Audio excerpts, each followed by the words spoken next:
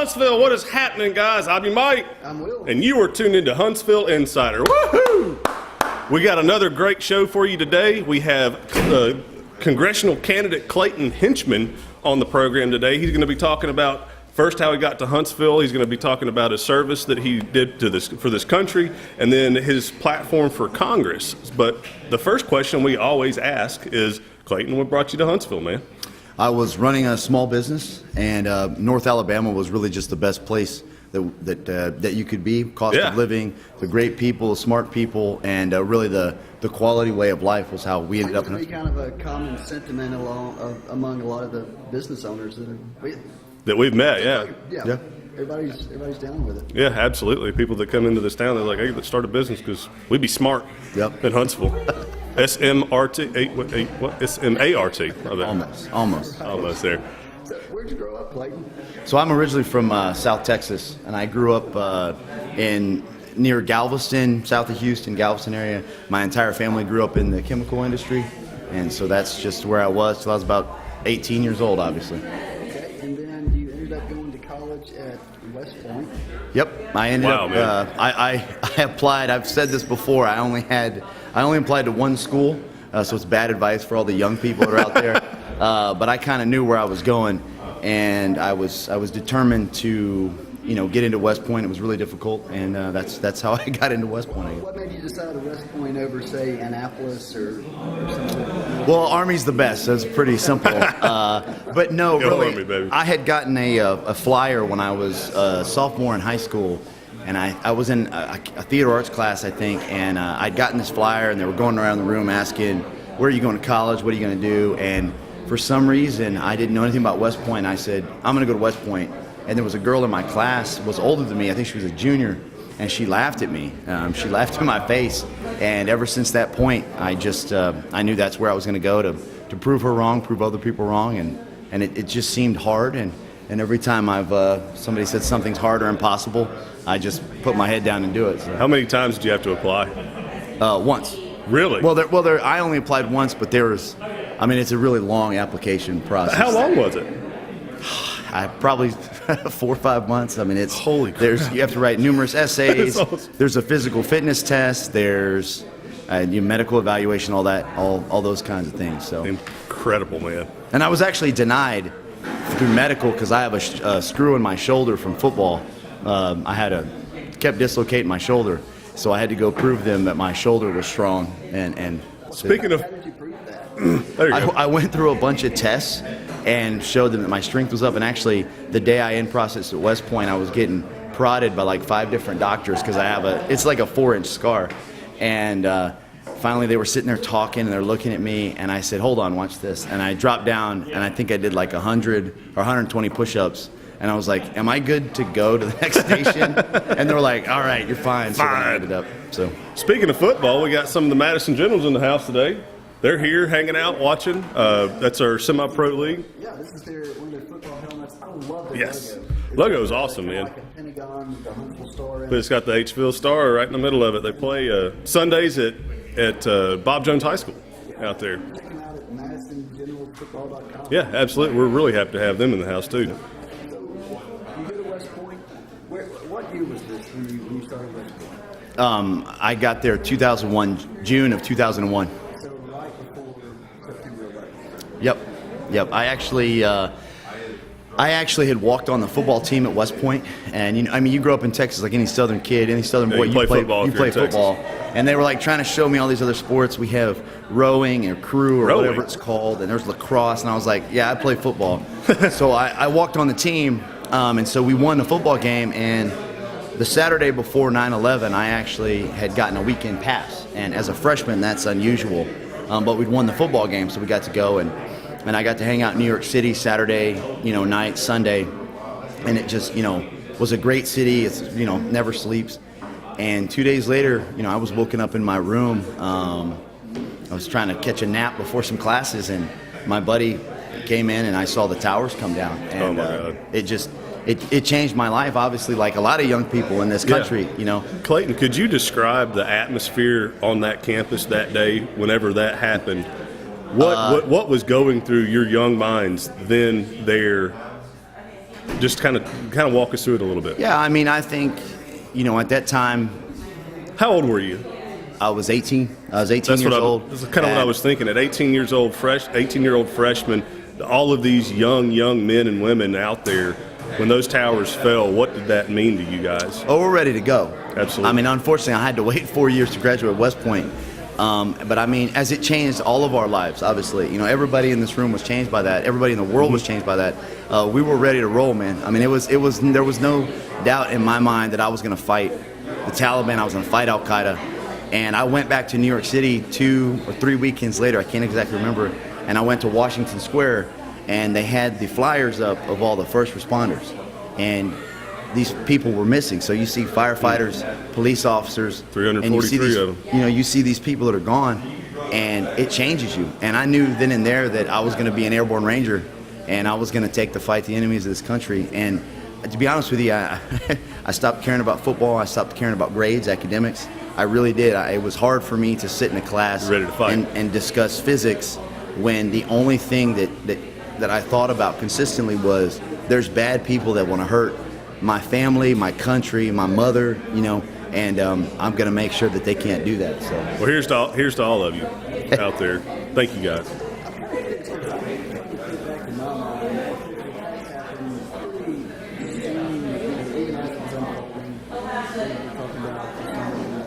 Yep. Most Americans didn't really know a lot about where are these people coming from. I mean, you kind of know the Mideast and people are looking at maps and all that kind of stuff. But if I remember correctly, it was longer than the whole plan. It was like an immediate reaction, an immediate military response. It was, it took, I guess, a week or so to realize this is where we need to target. So I'm just kind of curious, were you guys at this point, the professor saying, okay, let's get this mapped out, and did y'all have a pretty clear picture of where we needed to fight, or was it? Yeah, no, I mean, the Taliban and Al Qaeda took responsibility for that attack, immediately, right? That was propaganda for them, and we have intelligence agents, we have special operations community that operates all over the world, right? And so, I mean, I wasn't privy to that information as an 18-year-old, but, you hear things, and we knew where the fight was. We knew where we were going to be in Southwest Asia, Middle East, whatever you want to call it. We knew we were going to Southwest Asia, and that's all I wanted to do. When I was at West Point, you get to pick your branch, so I picked infantry, and you get to pick your post. I picked 10th Mountain Division, right, because 10th Mountain Division was all over Afghanistan. Yeah, everywhere. And I said, all right, well, there's 10th Mountain Division, and I want to go there because, like I said, all I thought about was getting over there and kicking them in the teeth. Doing that. That's all I thought about. I imagine it, because I know, like you said, it's tough to sit through physics. I mean, you can hear it. You kind of have this sense of urgency that all of a sudden came out. It was no longer, 4 years of college and ease into stuff. It's like you're ready to go. And I'm assuming that was something that was felt across the campus there.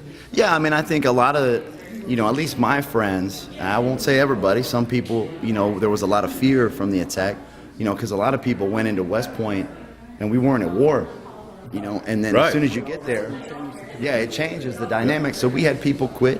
We had people, leave the academy because they wanted to, get an education and whatnot. But I will tell you that me and my friends, my roommate and my company mates, I can't say it anymore, elegantly, but except for the fact that we were ready to go, and it was difficult waiting 4 years to get in your actual unit and actually do some real training and some real fighting. That I think it took its toll on a lot of people sitting there waiting when we knew Americans were fighting and dying, and we were not a part of the fight yet. You need to get your boots, Dusty. Yeah, over there. Yeah, absolutely. I think timeline-wise, so 4 years after 9/11.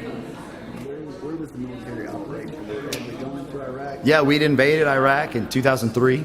Yep. And I mean, that was, I have my own opinions on Iraq, obviously, like a lot of people do. Sure. But at that time, everyone was scared that this extremist mentality was going to overtake, that entire region. So I wasn't in the White House when all those decisions were made, but we were in Iraq, and we know that there was going to be some more wars fighting. And, the other thing we knew is that this grew into asymmetric warfare. That front line, tank, drill, all that stuff wasn't going to happen anymore. You're fighting IEDs, you're fighting snipers, you're fighting street to street, you're fighting an ideology, and you don't just fight an ideology with a tank, right? There's a lot of facets to that, and we were doing a lot of things at that time. I mean, did that change the training that you were seeing, especially like going at West Point? Good point. Yeah. Change from that, like lining up in tanks and all that kind of stuff, to maybe more focused on the urban warfare. Yeah, I mean, our young people are trained. You know, America does a great job of taking current warfighters and recycling them back so that they're training young people. So we stay consistent. So people that were actually in theater are training the guys coming in behind. Yeah, Okay, I good. went to Air Assault School. Actually, I think it was 10th Mountain Division with combat veterans, and I was trained when I went back to train my younger cadets.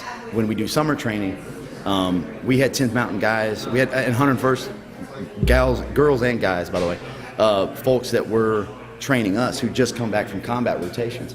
And so being a cadet, you're kind of in a soft environment, and you've got these combat veterans that are keeping it real. Like, I don't know how else to say it. Yeah, that's a training, perfect way to say it. Yeah, your training is legit. And, you know, I'm an airborne ranger, so I went through ranger school, and I was actually the honor graduate at ranger school. So I thought that was going to be my whole life. And I will tell you that from the Vietnam era, really all of our soldier skills still have originated from World War II.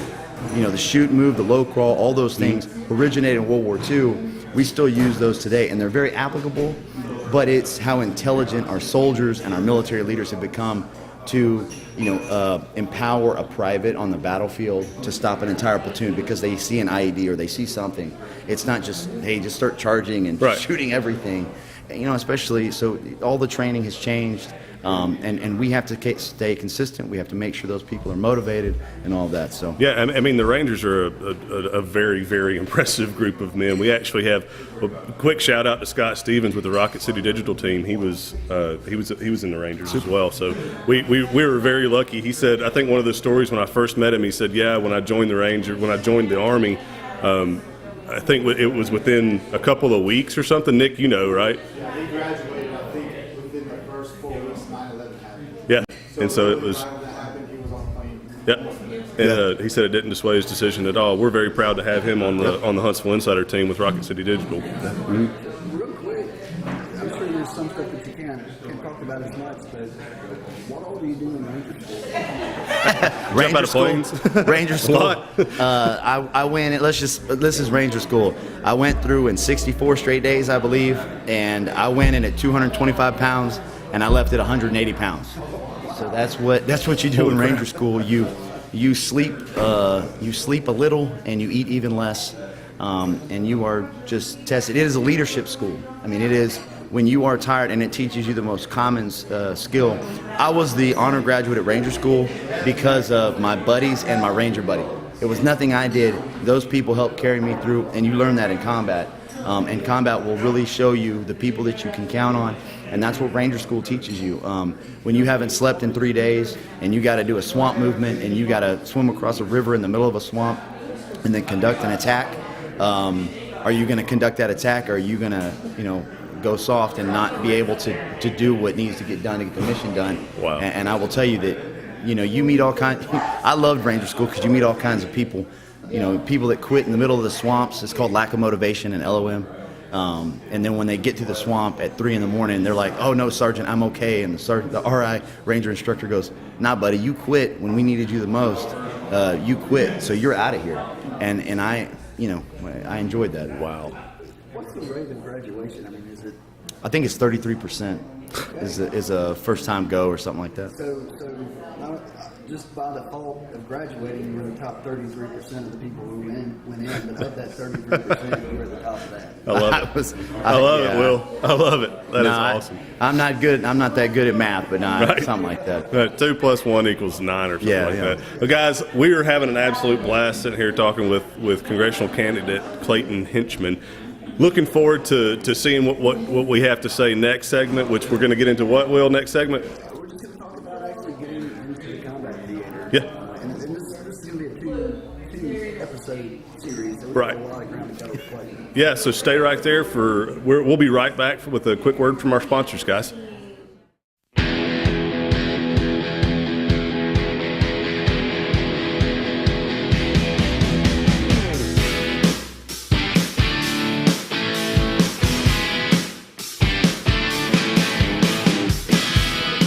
What's happening, Huntsville?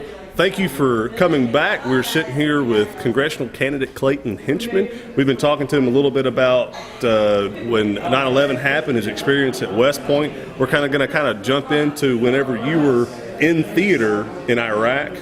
Is that correct? You were in Iraq? Is that? Yeah, I tried to get in 10th Mountain Division to go to Afghanistan and ended up in Iraq. You know, the Army changes your orders sometimes, so it's interesting. So when you first got your orders, so you were through West Point, when you graduated from West Point, how long of a time period are we looking at before you were boots on the ground in Iraq? Yeah, so I was an infantry officer. Every infantry officer who gets commissioned gets 9 months to go to infantry officer basic, 9 or 10 months. Officer basic, you go to airborne school and ranger school. Those are given to you. Those are things you're expected to do as an infantry officer. I was supposed to go 3rd Brigade, 10th Mountain, and be in Afghanistan, I think June of 2006. And when I got to 10th Mountain, they ended up changing my orders. So I didn't actually end up in Iraq until August of 2007. So I spent a year training. I spent a year training with a bunch of hardened combat vets and guys like that before we went back and deployed again. So you just got bigger, stronger, faster, better before you were there? Yeah. So some would say, I guess. Guys training, they've been there, they had a college for it. I mean, what was some of the key things that they tried to instill in you? Yeah, no, I think, 10th Mountain, like a lot of other units have great NCOs. I mean, NCO Corps runs the military, right? And so, they just try to teach you about staying motivated, because combat is 95% being bored. I mean, it really is. It's 95% being bored. And then there's like 5% is like riding the craziest roller coaster you could ever get on. And so, that's what they just trying to keep guys straight, guys and girls straight, trying to keep them mentally prepared, maintaining focus, maintaining intensity, and maintaining yourself, maintaining that standard at the highest level. Yeah. I really don't know what to ask about being in combat.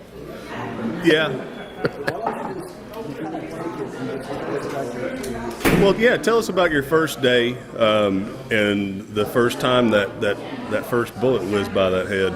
Oh wow. So my first job was in 10th Mountain was assigned to... What city were you in? I was in Kurdistan. I was in Kirkuk, I'm sorry. I was in Kirkuk, which is in Kurdistan.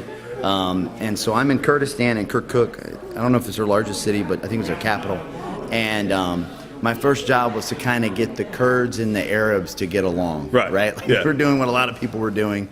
And I was like, all right, I'm an airborne ranger. I'm an infantry guy. I got a bunch of stone cold killers. Let's get these people to get along. Yeah, let's all sing Kumbaya. Yeah, they haven't been fighting for 1,000 years, so it was interesting. But we used to go into the Arab neighborhoods, and we would always get sniped at. We would get shot at every time we went to an Arab neighborhood. Yeah. And they would just take pop shots at you, and you just get used to it. I hate to say it. Unfortunately, 2 weeks in to my first deployment, I lost the youngest soldier in the battalion, a young man named Private Thacker. And Thacker had just gotten to my battalion, and I was driving. We're about to do a long combat operation, and we're driving north, right out of the fob gate, and we hit an IED. And unfortunately, the truck exploded, fuel exploded, and my guys were able to save 4 people. We took down a guy who we thought was the trigger man, and unfortunately, Private Thacker died, and that obviously changes your life. Absolutely. And you take that with you, but that was the first. That was 2 weeks in, so it became very, very, very real to me. All the stories that I had heard became real because I needed to identify Thacker's body. And I needed to, see what other things had happened on the battlefield, because, when I go before God, I know what I'll be judged for, and I just, it stuck with me. I needed to see and witness all of the things on the battlefield, because I was responsible for all those things. What was your objective specifically? I know you said trying to get the Yeah. Right, trying to get everybody to get along. Yeah, no, what you're trying to do is maintain stability in that region, in Kirkuk, in Kurdistan. Luckily, a few months later, I was actually, my battalion, my company was attached to a Special Operations Task Force, and my battalion commander came to me and said, hey, you've been a platoon leader for a year and a half. We've got a new company commander. We've got some junior platoon leaders. You're going to go over to this other company and become the executive officer, or I can keep you as a platoon leader when you're running direct action combat missions against Al-Qaeda in Iraq. What do you want to do? Wow. And I kind of was like, I don't know. Yeah, really, Al-Qaeda dude. in Iraq. So It's like what a promotion. Yeah, or actually- what I've been wanting to do. actually, I was trying to be professional, and I said, sir, no officer wants to be an executive officer. I want to go fight. And so he gave me another platoon, and so for however many months I was on that task force, I was able to fight Al-Qaeda. So.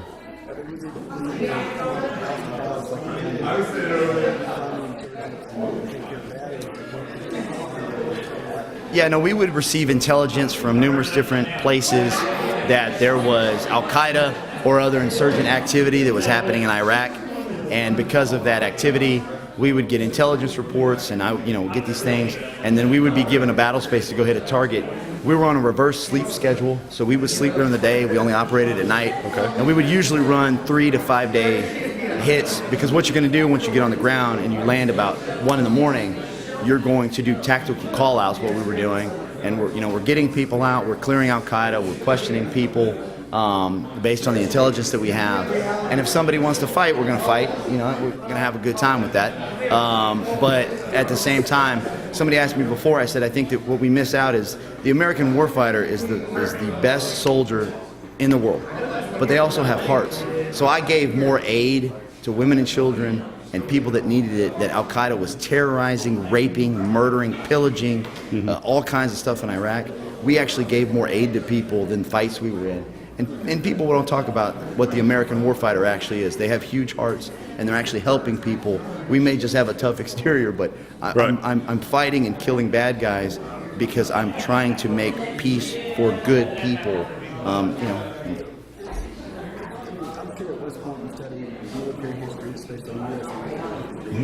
And you talked a little bit last segment about how warfare has changed. I mean, do you think this is something, what you just said, something different new, with a lot more people back and helping people and stuff like that? Or has that been something that's always been there, especially like in World War II and all that kind of stuff? But now I guess we see it more often. Yeah, I mean, we don't fight total warfare anymore, right? So we're not dropping bombs indiscriminately. We're not firebombing cities because that's wrong. We're not going to do that. So I mean, I think combat warfare has obviously evolved with intelligence, with UAVs that are flying overhead and things like that, are different methodologies of fighting. But I have to be honest with you. I mean, I believe in the American way of life and the American people, and we have huge hearts, right? So everybody thinks they're doing the right thing, and politically and whoever, we can disagree on how we solve problems, but people, the intent is right? We want to help people, we want to make their lives better, and as an American, you believe that freedom gives you that right, that if you earn something with your own 2 hands and your family is safe, that's the American way. We know that it's true in America that freedom is the right thing. And so we have always tried to, put that out there and show people that. And I think that heart has always been there. It's just with the media and things like that, maybe we didn't always see it. And so, that story doesn't always sell. So you may not see it as much, I guess.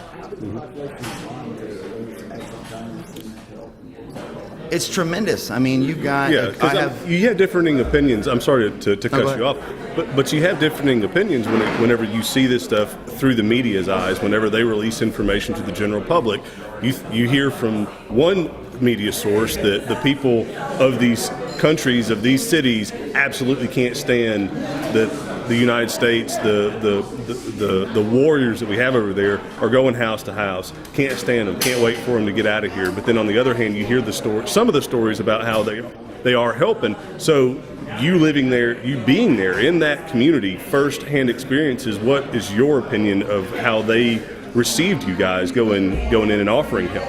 Yeah, I mean, I think obviously they're upset because I'm taking over a village or something Sure, like that. yeah, right? you're kind of occupying, you know, Right, quote unquote. and it's understandable. Yeah. So you have to take off your face mask, you have to take off your glasses, your helmet, and you talk to these people face to face. And when they see that I have all types of different soldiers, male, female, from all walks of life, working together, Yeah. and we're all on the same collective mission, that shows freedom and that shows the American way of life. You know, I went into villages. I can remember my first combat operation, tactically questioning a guy who, I think he was 60 years old, and he had 4 wives. He had a wife that was 50, 40, 30, and 20, and he had a bunch of kids. Sounds exhausting. And so the first thing that I did when I talked to him, I took off my face mask, took off my helmet, and I'm talking to the gentleman through my, my interpreter. And before I can get a question out, he says, "Don't rape my wives." And I was shocked, my interpreters, and I said, "What is he talking about?" He says, "This is a tribal village." In 2008, I was in neighborhoods that had never seen Americans. We had been in America for 5 years, and I was in areas where if a tribe overtakes your tribe, they outbreed you, they murder your family, they torture you. And I said, "No, I am here to help you. I want to know this attack that happened over here because I have intelligence, I know what's going on. Are they going to come back? Can I help you? You're my, I want to help you people." And it was when you show that love and respect, even though I'm taking over your village, right. that generosity, that honesty, that caring, I think people responded well. I never had, a ton of negative stuff. I did come across a few Bath Party Saddam cronies, and they were not happy that we were there, but I could care less that the Bath Party was worried about me. So. Yeah, really.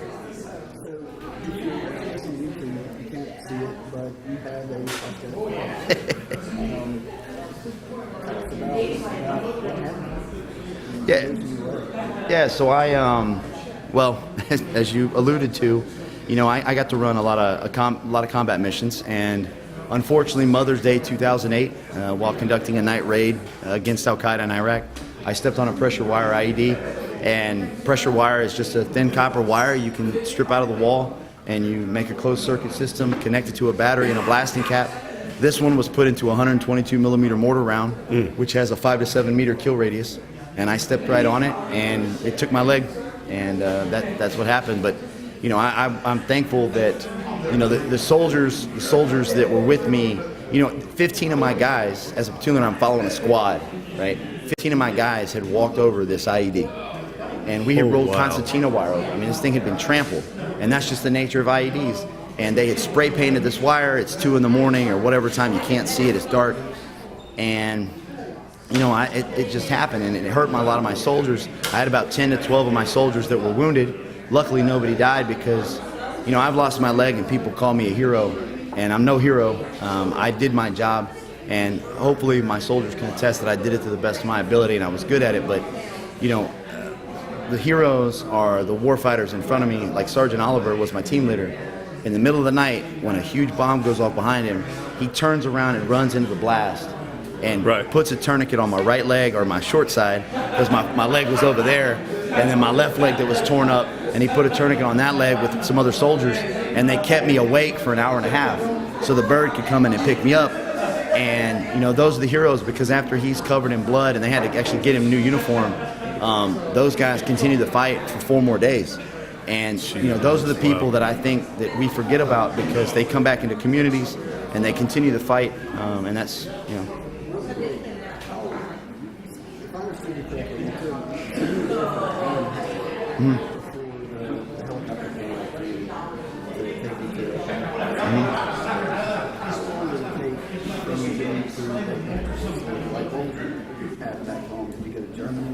Yeah, so I was on my back for an hour and a half. My soldiers wouldn't let me go to sleep. I think I took 2-3 shots of morphine, whatever it was. Took me an hour and a half bird to pick me up, hour and a half flight. I was fighting for a gas mask the whole time. I thought I'd pass out. Then I landed in Baghdad. I was there for about a day. I was in Balad for about a day. And then I spent 4 days in Germany, and on the 7th day, I ended up Landstuhl, Germany. On the 7th day, I got back to Walter Reed.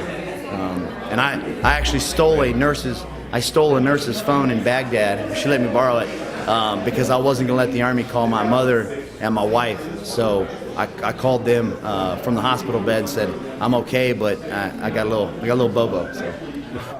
Man, this has been an absolutely captivating two-part show or segment. I'm sorry. I'm still just in awe of your story. We can't thank you enough, guys. This is going to conclude the first part with Clayton Hinchman, congressional candidate. We're going to come back and talk. The next, on part 2, we're going to be talking a little bit about how the transition and things like that, we're coming back into the States, getting used to having a prosthetic leg.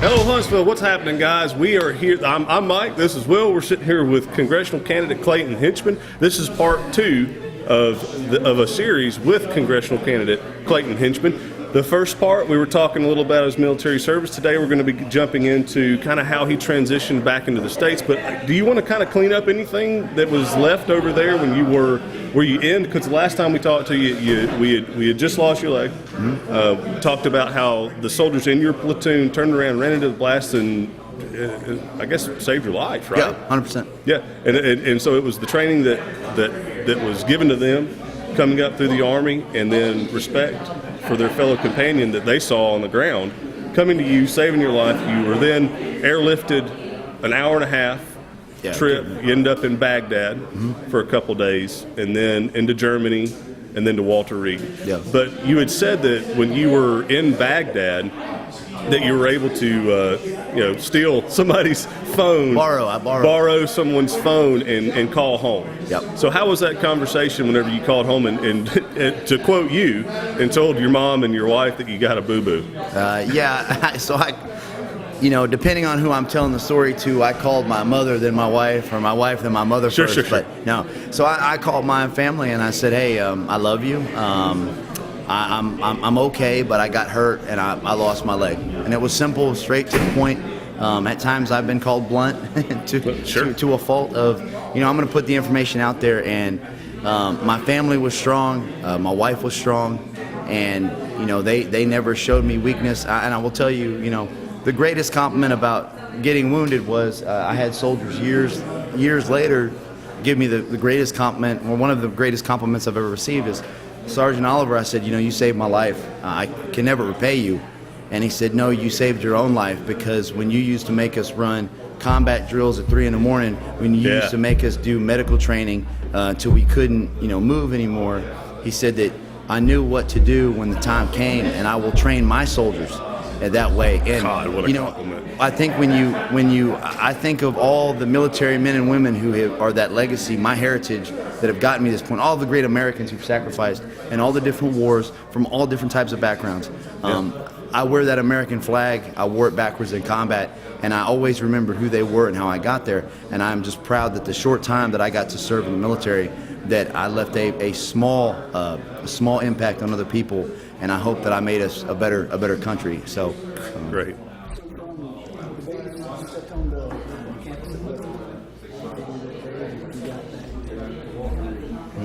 How long was that? 2001, 2000. It was 7 years. 7 years, and I'm assuming you were discharged.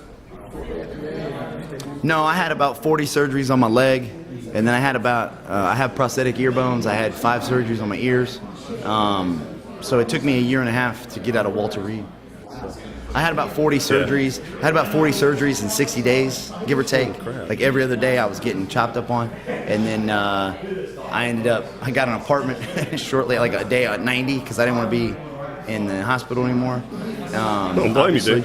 And so, but yeah, no, it took me about a year and a half to get through all the medical out process and whatever they do. So I'm sorry, go ahead, Will. So for the better part of a decade, you're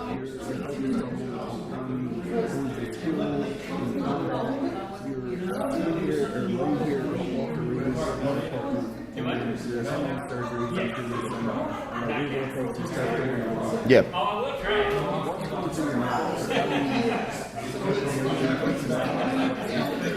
Yeah, I mean, like all people that join the military, or I guess even professional athletes, people have to transition from a high-intensity sport to normal civilian life, right? I was worried, but I had a great mentor. There was a man named Bob Nielsen who was a a Vietnam veteran. He was a Marine, and he was running entrepreneur groups for Walter Reed for some of the disabled kids, that are going through there, the wounded veterans. And, he impacted my life, and he told me, hey, you can do all these other things with your life that you never thought of. And that's where I started to get this entrepreneurial bug. And, I ended up going to Georgetown at night. They wouldn't let me work. I couldn't do anything. Yeah. So I got into this. I was like, right. So I got my master's in policy from Georgetown, which is a whole nother topic on itself. That's amazing. I have a master's in policy, from Georgetown. So, but I did that because I'd be honest, I was bored, and I was writing business plans during the day because I knew someday I'd go into business, and I was practicing, I was reading. Should we pay him just for sitting next to him? No, I watched a lot of cooking shows too. I gained a lot of weight because they wouldn't let me work, so I was watching cooking shows, and my wife would come home. My wife worked at OMB in the White House, the Office of Management and Budget. Yeah. And so she'd come home and you had I'm cooking on his food, so. And she's like, "Stop it! You're making me fat." And I said, "I can't sit here and not do something." So let me back up for just a second. How long? You told us about 40-something surgeries, 90 days, about a year and a half. How long until you were, I guess, literally back on your 2 feet, or a barred foot and your own foot? back on my foot. No, standing up, being able. Because I'm assuming that you had to learn how to walk and things like that. Yeah, and even now because of prosthetic. I'm sure just sitting here right here. How does it hinge? Where is it? Yeah, type so thing? I have about half of my femur, and even now I've been on the campaign trail. I'm walking more, I'm eating more, talking to people. Yeah. So my weight has changed. So my prosthetic doesn't fit quite right. So amputees, people forget that, especially above knee amputees. So if you eat too much and your waist belt is tight, that happens to above the knee amputees because of the sodium. So I have to watch my diet. I watch my sodium intake, all those things. That can't always happen on the campaign trail, to be honest with you. But I hear those things aren't cheap either. Yeah, so it took me probably 4 months after I lost my leg, I was up and walking. 4 months after? Yeah, not well. I wasn't walking well. So. Do they start you out like slowly with prosthetics? Yeah. So it's like I'm assuming no hinge or anything like that. Hey, I just need No. You start with as an above knee ball joint and everything. Yeah, they start with a joint and all that. But no, when I was at Georgetown, I was working. I started working at a facility in Northern Virginia, and I still don't know how I got the job. I worked at an IED defeat organization, and I was like, I only found one IED, and I just stepped right on it. So I don't know how I got the job. And it defeated you. Yeah. Defooted you. Yeah. So I have no idea how I got the job. And then I ended up working, like I said, at the Military Officers Association, and through my advocacy, because I was passionate about policy, right? Yeah. I was passionate about veterans. I was passionate about caregivers, and I'm advocating on Capitol Hill for veterans. I met, the Elizabeth Dole Foundation. I ended up becoming a board member for the Elizabeth Dole Foundation, and actually walked the halls of Congress with Senator Elizabeth Dole, which was life-changing, obviously. Really cool. I just kept doing that, and then eventually, years later, I started a business with my wife, and that's how we ended up in North Alabama.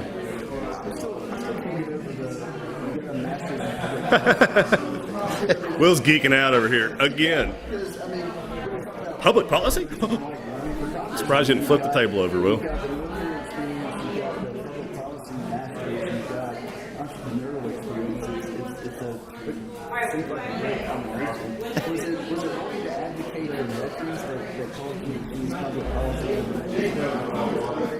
Yeah,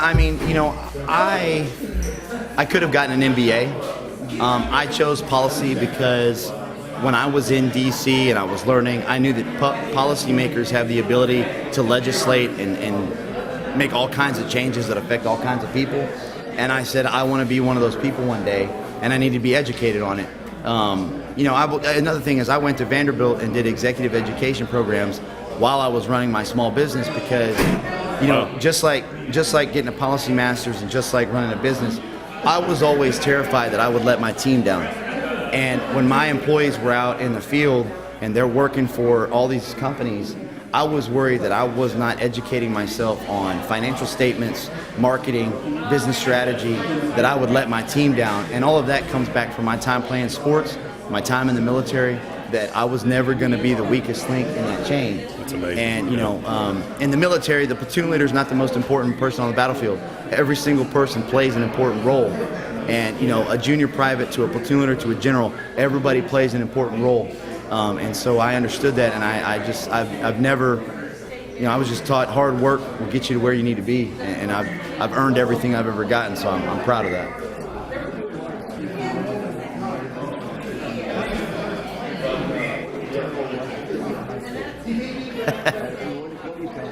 Yeah, well, I guess to try and narrow that down a little bit, where do you do public speaking? Like, do you do it in a high school setting?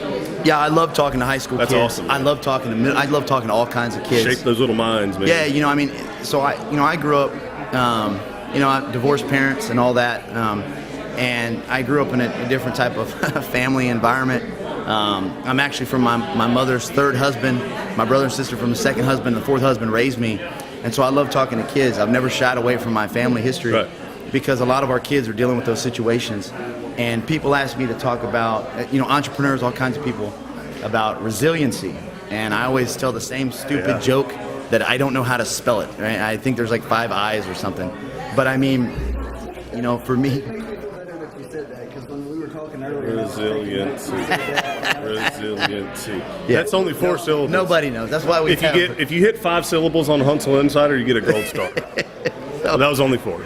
So but I enjoyed talking about it because so many of our kids are dealing with different situations in their home life. Oh yeah. And my struggle is visual. I'm missing a leg, but a lot of our kids aren't eating enough. They're dealing with difficult home lives. But this is America, and there are people that are out there that will help. There is a way to get success, but it's not handed to you. And for some reason, our young people are taught that they can get a handout in life, and they need to be taught hard work. They need to be taught hard work. They need to be taught effort, and they need to be taught that, you know, anything is possible as long as you're willing to work for it and earn it. That's just you know the message that we try to come across. And you know, and to caveat that, you know, when I lost my leg, for some reason, I gave myself 1 year to feel sorry for myself. I don't know why, but it was 1 year. And my wife had convinced me. My wife loves to travel. We've always traveled together. Mm-hmm. And we went out to Vail, Colorado for a wounded veteran ski trip. Did you fly out there? Yeah. How do you get through security with it? Security is interesting at times. I just had to ask, man. No, it's interesting at times. So. I mean, they're like, hey, take your leg off. You're like, screw you, dude. But you want me to take your leg off? My wife and I go to Vail, Colorado, and you know, I'm feeling sorry for myself. It's like 8 months after I lost my leg, and I'm a southern kid, right? So I don't know how to ski and snowboard. Right. I'm falling down the mountain, and you know, I'm so selfishly conceited that the last night the firefighters had a spaghetti dinner, and I'm sitting next to a young man and his fiance. He's 21 years old. His name is Jonathan, and his fiance is 19, and he's a young Hispanic kid from Texas. I'm like, hey man, I'm from Texas, blah, blah, blah. Well, Jonathan had been blown up, and fuel had been dumped on him, and he'd been burnt from head to toe. And so while I'm sitting there, I'm so selfish that I look out, and I always tell this story to our young people, that I get up and I go to the firehouse restroom, and it's a firehouse restroom, so it's a toilet and a sink. It's real small, you know. And I'm not the skinniest, so I'm trying to move around. And my wife goes in after me. She comes out and she goes, man, that's a small bathroom. I said, yeah, it sure is. Well, Jonathan, a couple minutes later, and his fiance get up, and they shove themselves in this tiny bathroom together. And I'm so selfish. I'm so conceited. Woe is me, feeling sorry for myself. I said, why would they go into the bathroom together? And I went, oh, wow. I nudged my wife, and she said, why would they go in there together? And I looked at her, and I said, Jonathan is burnt from head to toe. He has no hands. For the rest of his life, he will require assistance to do the most intimate things in his life. And I looked at my wife, I said, I'll never feel sorry for myself ever again, and I will work the rest of my life to make sure that people like that have a high quality of living. And I've just been dedicated ever since. I've never forgotten about Jonathan, how he changed my life that night. Well, praise to Jonathan. Praise to Jonathan, honestly, because we need men like you in this town. No, you're good. Yeah, we're going to take a quick break here in just a minute. Yes. Absolutely. Yeah, and so we'll be back to talk about congressional candidate Clayton Hinchman's views, his platform, why he decided to run for Congress, and we'll have a quick break. Word from our sponsors. We'll be right back, Huntsville.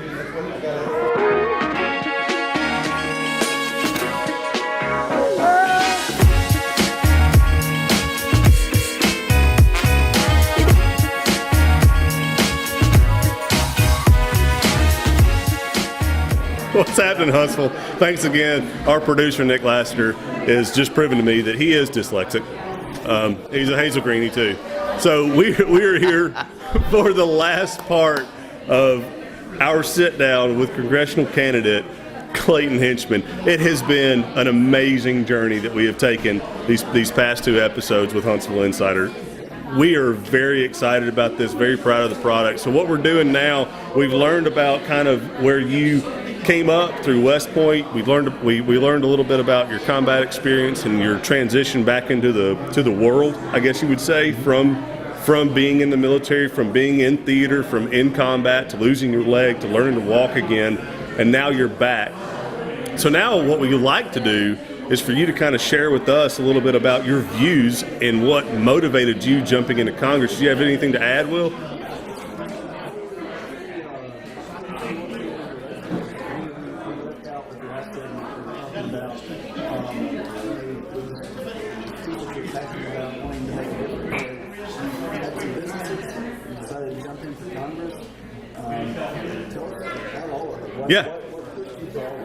Yeah, I mean, so when you got into business and all that stuff and leading up too. So when I advocated on Capitol Hill for veterans and their family members, as I mentioned with the Elizabeth Dole Foundation and the Military Officers Association, my wife was working as a government employee in the Office of Management and Budget, and she ended up working at the drug office too, the Office of National Drug Control Policy for a while. And where was she working? Huh? What building? Where was she working? She worked right in the executive office of the president. That he owns, like the downtown. He or she, whoever the president is, owns downtown. Yeah. And so, man, we weren't political. We were government. I was supporting veterans, which I didn't think was a political issue, but sure has somehow become a political issue. Yeah. And we both became very disenfranchised because I'm talking to people about personnel issues for the military. I'm talking about veterans that have sacrificed for the country. As I mentioned, Jonathan. And yes. 90% of the... Jonathan, the firefighter that was burned, 90% of... Yeah, no, the soldier that was burned at the firehouse. Oh, he was a soldier? He was a soldier, yeah. Okay, and he was burned over 90% of his body? Yeah, the people in Washington, 90% of them are just trying to get reelected. And it's fallen on deaf ears. It's fallen on deaf ears. And I saw too many lawyers. You know, we saw no veterans, no combat veterans specifically in office. We saw no business experience, very little business experience. And my wife was, working at OMB and the White House and things like that, going, what are we spending our money on? Mm-hmm. And I knew one day that I had this bug to run for office. I knew that I wanted to serve my country because my military career had gotten cut short. And I still have friends that are warfighters supporting special operations. And so we started a business. And when we started that business, we were lucky enough, immediately moved to North Alabama. Of all the places we looked at, Alabama and North Alabama specifically for us was where we knew we could grow a business and work in a great entrepreneurial city with great other small business owners, other business leaders. And, after 4 years, we were lucky enough to actually sell that business. Mm-hmm. And, I actually work now for the business that acquired my other company, so. Yeah, we were primarily a government contracting business supporting, Boeing, Northrop Grumman. Well, Boeing's a customer now, Northrop Grumman, some of these large businesses working on missile defense radar that directly support the warfighter.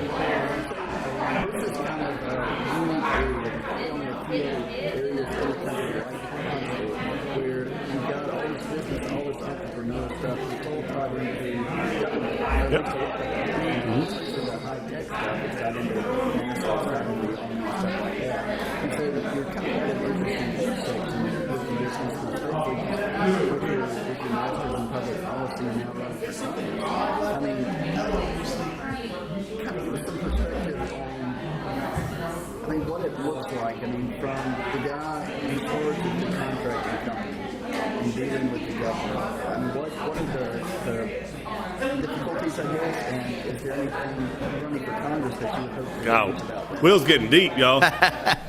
Well, I mean, wow, that's a good great question, man. So, I guess being a business owner, working with government contracting, I mean, like a lot of people. Look, I'm not special, but there's a lot of business people here that their passion is to support the warfighter. My mom says I'm special. Yeah, well, I'd agree. So they're supporting the warfighter, and the profit that you make goes back directly into research and development dollars, right? And so some of our government customers, if you've never worked in business, you don't understand that you cut from your profit actually helps the warfighter, because I'm reinvesting in research and development. So if you've never worked in a business, it's hard for you to understand great that. Perspective. Instead of saying that everybody's a money grubber who's trying to get a bunch of profit. That's not true. I care about the warfighter. My friends are supporting special operations missions today all over the world. And I dare somebody to say that, when I'm running my company, that I only care about profit. I care about the products in the field that I'm supporting. Now, I have to make a profit because the money that we make, the net income statement shows the heartbeat of my company. If I'm making money, I can reinvest in my employees. When I ran my own business, I gave summer bonuses and I gave Christmas bonuses. And that was something that I believed in, because these people sacrificed for us. And that's something that, a lot of people tend to forget. Let me make a comment about that real quick and then another question. A few weeks ago, we saw Core Technologies at the downtown Huntsville 5th anniversary party. And Downtown Huntsville, Inc. Yeah, downtown Huntsville, excuse me. And they had a drone there that one of their lasers had shot. Yep. Talking about folks over in Iraq and possibly Afghanistan. Right. Mostly Iraq. They had said that the laser shot the drone down farther away than we could actually see it. Yeah, I actually, you said Core Technologies, right? Correct. Yeah, so Core Technologies, great friends of ours, great friends of mine personally as well, the owner and their family. But, I knew they were working on that in a closet years ago in their old building. I saw what they were doing. Very cool. And I said, this is interesting. And that was, I guess, 7 years ago when I first met them. Getting old, man. Yeah, and I've got to remember. But I mean, those are the people, that's their investment to provide a better solution to the warfighter. And for you in that industry, I think you have a unique perspective, because it's not theoretical for you. It's not shooting a drone that ISIS or whoever active explosives trying to hurt people. Yeah. You've been over there and experienced what this technology is doing and what it can do. Yeah. So, question kind of unrelated, but I guess somewhat related too, because like you said, so many of these companies support the fighters overseas. This year, this last couple months, so many businesses in this scene are dependent upon the government. And I know there's your wife. Yes, ma'am. Yes, sir. No, she was shut down, and she, she stayed home. What is that like, being the business owner, and you're not sure if the government's going to keep up and running? Well, it's not just strictly to business owners. I mean, honestly, we have 160 some odd thousand people, give or take, that work on Redstone Arsenal or in the business community that's directly related to good defense budget, the good defense spending that are directly supporting the warfighter.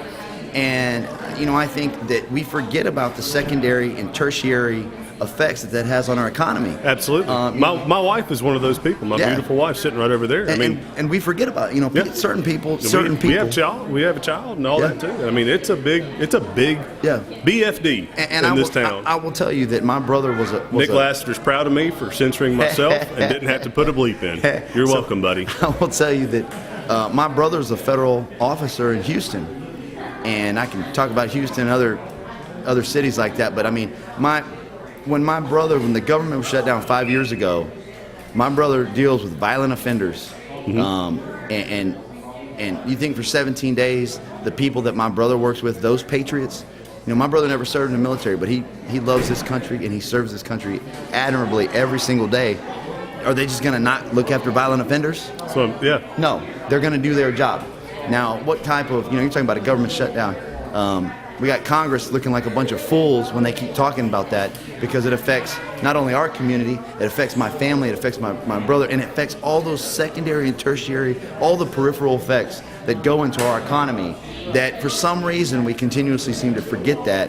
And I'd be honest, I get a little heated when I talk about it. Yeah, but you're right to get heated about it, because you're mentioning secondary, tertiary, but you're not talking about that. We're talking like fourth, fifth tier people outside of that. Yeah. Even the people that, hey, I have a job, I'm a teenager trying to go through high school. It affects you. It affects everybody in the community whenever this stuff happens. And so that being said, building this up, what motivated you to jump into this congressional race for which District 5. I'm running in the 5. Republican primary for Congress in District 5. And I will tell you that I was mainly motivated to run because about 5 years ago, as I mentioned, when the government was shut down for 17 some odd days, I think, we had our Congress going on TV talking about how we're sticking it to the president. Right. And, our Congress people are talking about how we're fixing the deficit, which is...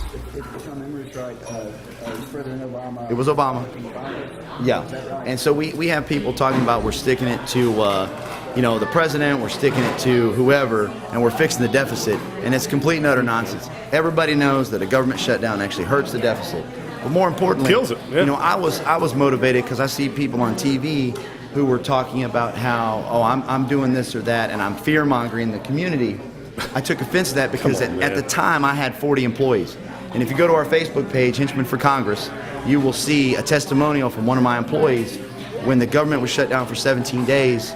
My wife, being a finance person, wasn't initially supportive of it because it wasn't a good financial decision.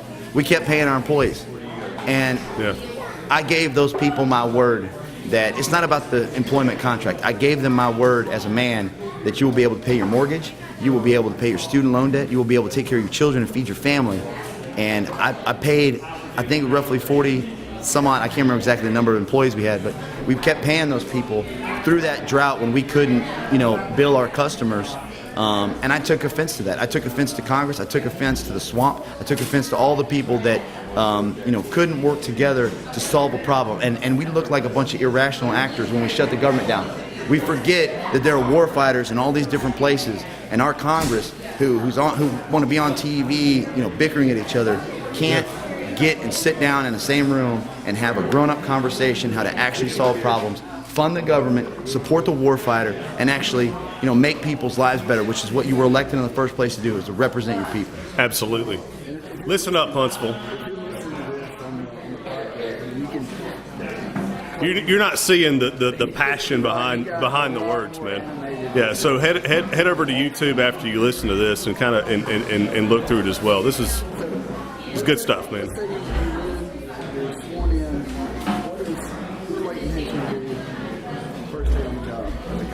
Well, the first thing Clayton Hinchman is going to do on the job when I'm in Congress... Decorate your office? What's that? Or decorate the office? Yeah, that's important. No, the first thing I'm going to do is I'm calling all the other Alabama representatives and saying, look, you have a teammate. You have a teammate for Alabama. You have a teammate for the country because, Huntsville is this bright, shining star.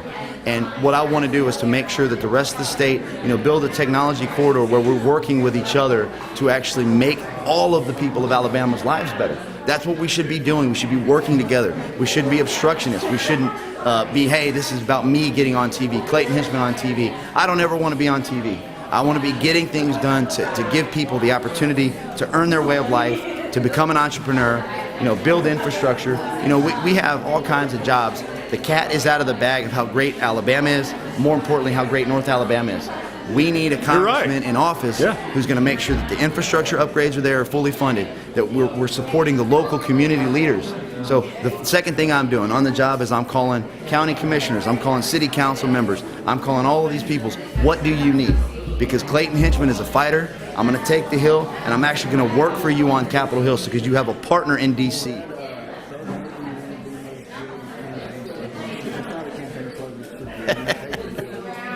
I love it. I love it. Man, this yeah, probably. Well, yeah.